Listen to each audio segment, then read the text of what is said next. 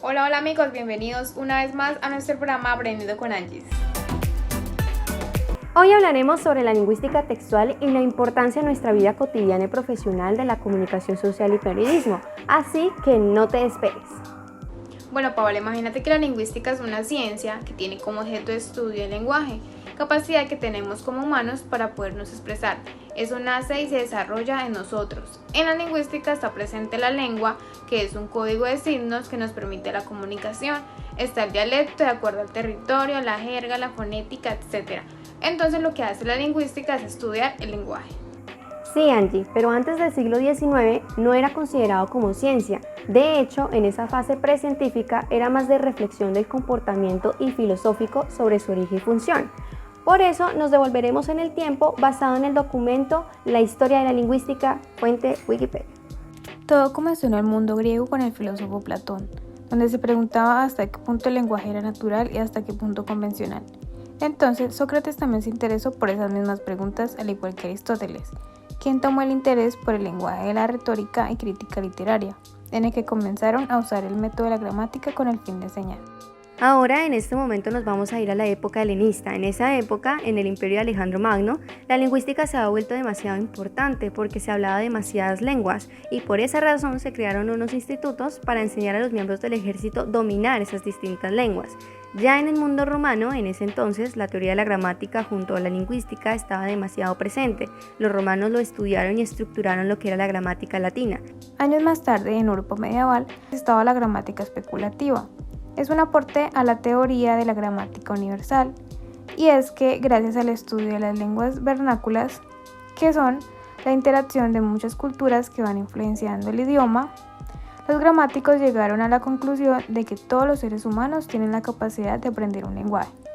La concepción de la gramática, considerada como una disciplina filosófica, llegó a pasar a considerarse como un lenguaje relacionado con la mente. Ya con este viaje en el tiempo hablaremos cómo la lingüística se consideró como ciencia, comenzando con el estructuralismo, que según en el artículo del estructuralismo en la lingüística de Piaget 1968, entendemos por estructura toda organización regular. En las gramáticas generales se hace explícita la idea de que la construcción de las frases imita el orden del pensamiento. En el estructuralismo se evidencia una teoría de que la lengua obedece una estructura particular. Es decir, que cada persona tiene una estructura personal. En nuestra vida cotidiana se evidencia en que no todo el mundo maneja una misma estructura. Si fuera así, hablaríamos del mismo idioma, nos entenderíamos todas las personas que existen en diferentes partes del mundo, y la razón del que no se pueda es porque cada persona tiene un conocimiento sobre su sistema de lenguaje, cada uno tiene un léxico en cómo habla en su vida cotidiana y profesional. Es una característica muy personal. Entonces, en la lingüística se consolidó como ciencia porque ya el lenguaje estaba siendo relacionado con la mente. Había mucha importancia en nuestra vida cotidiana porque nos enseñaba diferentes perspectivas que existen en cada persona. Fernand Saussure fue el primero que habló del lenguaje como estructura, quien se encargó de estudiar la influencia que tenía el lenguaje en la sociedad. Según el artículo del curso de Lingüística General de Saussure y su importancia en el desarrollo de la lingüística estructural de Harvard Health 2016, es notable que la relación entre sonidos y significaciones se considere como una relación entre ideas. Entre esos estaba lo que era el significante, que es precisamente la unión de cada uno de los fonemas que forman la palabra. Por ejemplo, flor está compuesta por una F, una L, una O y una R. Es la imagen mental o representación mental que yo tengo de la flor, por ejemplo, si es una rosa o si es una margarita de color amarillo o azul. En esas apareció Noam Chomsky, lingüista y filósofo que según el artículo de Leonard Baron Chanal, la teoría lingüística de Noam Chomsky del inicio a la actualidad, postuló la existencia de una estructura mental innata que permite la producción y comprensión en cualquier idioma natural. Él habló sobre la gramática generativa. Para Chomsky hay 4 principios profundos dentro de la gramática generativa. Primera, que es la actuación lingüística, es el uso que hace el sujeto de la lengua, es decir, la conducta al habla. Y segunda, la competencia lingüística, es la capacidad que se tiene de hablar un idioma o de hablar un lenguaje dentro de la comunidad determinada sin conocer la teoría del idioma. La tercera es la estructura profunda, es la manera en cómo nosotros construimos las ideas y las oraciones en nuestra cabeza. Y la cuarta es la estructura superficial, que es cuando ya se construye esa estructura para poder hablar. Entonces analizaremos el siguiente video con estos 4 principios que nombra Chomsky en la gramática generativista. ¿Aló? Hola Jenny, ¿cuándo llegas a Colombia? Hi Camila, Colombia, llegar, hospital, almorzar ayer 12 noche. ¿What? ¿Qué estás diciendo? Bueno, mañana, oye, bye. Ok. Según el video podemos analizar que la oración que decía Jenny está demostrando que no hay competencia lingüística porque Camila no le está entendiendo. Segundo, no se evidencia una buena competencia lingüística, es decir, que no sabe hablar bien el idioma. Tercero, no tiene una estructura profunda, es decir, no realiza una oración en un buen orden. Y por último, la estructura superficial está mal. Esto es importante en la vida profesional y cotidiana porque al tener una buena estructura mental nos permite tener una buena comprensión y comunicación con las personas. Entonces, la lingüística también comenzó a tener varias disciplinas pequeñas que se encargaban de funciones particulares del lenguaje. Por ejemplo, está la semántica, que se encarga de estudiar las palabras. Luego encontramos la sintaxis, que estudia el orden de las palabras. También está la fonética, que se encarga de estudiar los sonidos de las palabras, entre otras más. Y en esas nace una nueva disciplina que es la lingüística del texto, enfocada en el estudio del texto, pero no solo escrito, sino todo acto comunicativo que tiene una intención, situacionalidad o contexto, como por ejemplo la cultura. En nuestra cotidianidad se presentan muchos aspectos, como la música y bailes típicos que representan cada cultura, como en la ciudad de Villavicencio, que es el joropo, en donde se transmite esa ideología llanera, una costumbre cultural, como también está presente la cultura oral, que son los refranes o dichos, en donde se transmiten esos sentimientos y maneras de pensar culturalmente.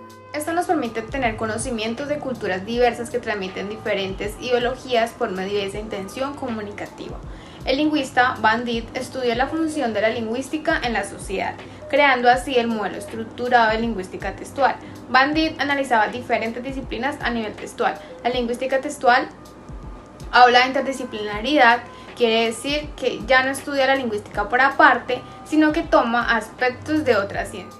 Entonces, como la sociedad es un modelo interdisciplinario, es decir, que en la sociedad se presentan diversos conocimientos, se analiza el texto desde la representación cultural que involucra esos saberes dentro de la sociedad. Esto se puede evidenciar desde nuestra profesión del periodismo, ya que si, por ejemplo, debo hacer una noticia para una ciudad que maneja un contexto cultural diferente al que convivo, debo tener presente al receptor, quien recibirá mi información y me pueda lograr entender, comprender y se siente identificado. Para lograr este efecto se debe tener en cuenta el objetivo que tiene el emisor en transmitir el mensaje y la sociedad que nos recibirá. Para eso traemos 3 variables a la hora de producir un texto. La primera es la condición lingüística. Trata sobre un texto bien redactado, respetando las reglas gramaticales, es decir, con verbos en tiempos adecuados, género, número, conjugación de verbos, etc., para así lograr que se entienda lo que se quiere decir. Segunda son las suposiciones comunicativas, es el presaber que se debe tener al momento de leer un texto. Tercero y por último son los aspectos socioverbales que están relacionados con el contenido sociocultural en el que surgió el texto. Es importante recordar que los textos siempre tendrán una intención que comunicar. La lingüística del texto tiene unas partes muy importantes en la estructura del orden de las ideas en los párrafos y son las 7 propiedades que permiten un texto comprensible. La primera es cohesión, que son secuencias oracionales, es decir, que las palabras deben estar en relación con género, número y tiempo. Por ejemplo, el bandera de Colombia tiene 3 colores. No puedo decir el bandero ya que le estoy colocando un artículo que no le corresponde. La segunda propiedad es coherencia. Habla de información que no entre en contradicción con lo que se conoce del mundo. Por ejemplo, si yo quiero escribir una crónica y escribo sobre que una mujer voló en el cielo con unas alas que le nacieron de sus 4 manos, la coherencia no será aceptada porque entra en una información que no es verídica. La tercera es la intencionalidad. Es el objetivo del emisor al escribir ese texto, el motivo por el cual lo realizó, analizándose desde el referente cultural si es válido o no. La cuarta es la aceptabilidad, es la relación del público en cómo entienda la información, si es aceptada de acuerdo a la condición cultural en la que se encuentra. La quinta propiedad es la situacionalidad, que permite al receptor ubicarse en tiempo y situación acorde como esté leyendo el texto. Por ejemplo, fechas, lugares, coordenadas, que para que el lector tenga la capacidad de saber en qué situación está pasando. La sexta es la intertextualidad, que es el proceso del escritor en basarse en otros textos ya realizados por autores en relación con la tipología que se está escribiendo. Y la última, la informatividad, que es donde el escritor transmite información nueva por medio de sus escritos. Es importante saber que la informatividad es relativa, lo que yo ya conozco puede que otra persona no. Bueno, en base a todo esto mostraremos cómo es importante en nuestra profesión como periodistas la redacción, la interpretación en los siguientes videos. Hola ñero, ¿qué más ñero? El día de hoy pasó un carro volando con 3 perros de 4 ojos que lanzaban la fuego por la nariz. Y eso fue en la calle al lado de la jefa. Bueno, esa es la información que les presento. Buenas noches para todos nuestros televidentes. Noticia de última hora. El día de hoy, 27 de abril del 2021, se presentó un accidente en la calle 40 en la ciudad de Villavicencio, donde 2 automóviles chocaron por exceso de velocidad. El resto es material de investigación. Gracias por sintonizarnos en nuestro canal. En el primer video se evidencia que no se cumple ninguna de las propiedades en el momento de redactar e informar la noticia. En vez, en el segundo video sí se evidencia coherencia, cohesión, intencionalidad, situacionalidad e informatividad. Continuaremos con la composición textual. ¿Qué es importante en el momento de redactar un texto? Bueno, primero se necesita tener una estructura mental y cognitiva que indique el inicio, el desarrollo y el final del texto. Es una realización de reescribir varias veces hasta conseguir el producto final. Los escritores, al tener una práctica y pasión al escribir, obtienen un sello personal que se obtiene al momento de componer varias veces, aunque en el periodismo se debe tener una reacción neutra y objetiva en el donde se transmite esa intención para la sociedad. Existe el modelo de Hayes, 1996, en el que existen 3 aspectos principales en el proceso cognitivo en el momento de componer. El primer proceso es interpretativo, es decir, que el autor lee textos que le puedan servir como fuente basados en su misma tipología y que él pueda interpretar e inspirarse. En nuestra vida cotidiana, al querer componer una canción, un cuento, una carta, buscamos referencias parecidas para poder guiarnos. Y en nuestra profesión es importante recoger información de diferentes fuentes para redactar una noticia, una crónica, etc. y ser así enriquecedora la información que se quiere transmitir. El segundo proceso es reflexión. Es muy importante porque el escritor evalúa el impacto que pueda transmitir o no con su texto a la comunidad, porque al hacerlo le permite al escritor poder analizar si puede o no tener consecuencias. En nuestra profesión es demasiado importante tener este proceso de reflexión, ya que se puede generar por parte del periodista una información errónea o que cause un impacto de consecuencia en la sociedad. Es tener esa capacidad de analizar y reflexionar los textos, de cómo puede afectar o no. Es importante tener en cuenta la forma como se escribe el texto, si se repiten mucho algunas palabras, si le falta coherencia u otra propiedad en el texto. Finalmente, el proceso de textualización, que es la importancia de tener una organización de las ideas e información precisamente para no enredarse en el momento de redactar. La construcción de borradores son importantes en la construcción de un texto, ya que ayudan al escritor a ver diferentes perspectivas y escoger la forma más cómoda que quiera transmitir en su intención. Ahora, para finalizar, hablaremos de la superestructura, la macroestructura y la microestructura. Según el artículo publicado por Alejandra Flores en el año 2010, afirma que la superestructura en el texto es la base, el esqueleto general del escritor, que la macroestructura describe la idea principal, puede estar ubicada en cualquier lugar del texto, pero principalmente en el descubrir la idea central, la cual es la base para lograr la comprensión del escritor. La tercera es la microestructura textual, que es el nivel que conecta proposiciones textuales explícitas mediante relaciones entre argumentos o conexiones conceptuales como temporalidad o casualidad. Estos 3 son importantes en el momento de escribir o analizar un texto, en donde la superestructura es la tipología del texto, es decir, una crónica, una noticia, un reportaje, etc. La macroestructura es la idea principal del texto y finalmente la microestructura son las ideas secundarias del texto.